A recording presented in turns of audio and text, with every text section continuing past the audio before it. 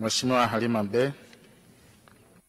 Mheshimiwa Mwenyekiti, serikali imekuwa ikijenga hospitali za wilaya, shule za sekondari, lakini katika maeneo haya ninavyozungumza hapa nazungumza halmashauri zote na mikoa. Lakini hakuna mikakati ya kuhakikisha kwamba maeneo husika yanapata umeme.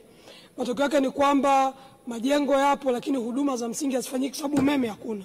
Sasa nitaka jibu la kiujumla la mikakati ya wizara kuhakikisha maeneo yote ya huduma za kijamii, iwe ni mashule, iwe ni zahanati ya wilaya, au mahospitali za mikoa, nini mkakati wa jumla wa kuhakikisha kwamba maeneo husika yanapata umeme? Mheshimiwa Naibu Waziri, majibu. Asante Mheshimiwa Mwenyekiti, nashukuru kwa swali zuri la Mheshimiwa mbunge. Tayari serikali imekuwa ina mikakati.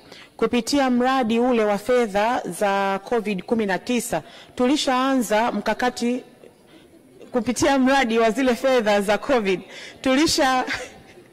samani Mheshimiwa Mwenyekiti, simaanishi nyie Mheshimiwa Mwenyekiti.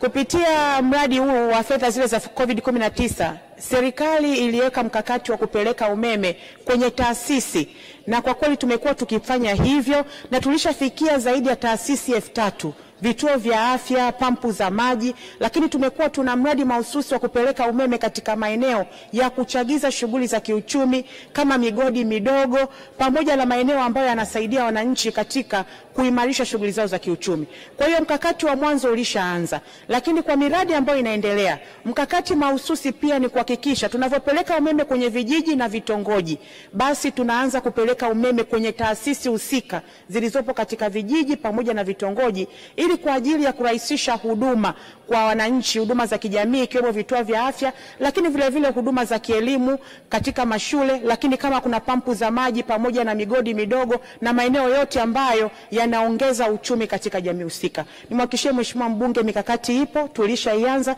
na tunaendelea hivyo hivyo kwa miradi ambayo inafuatia.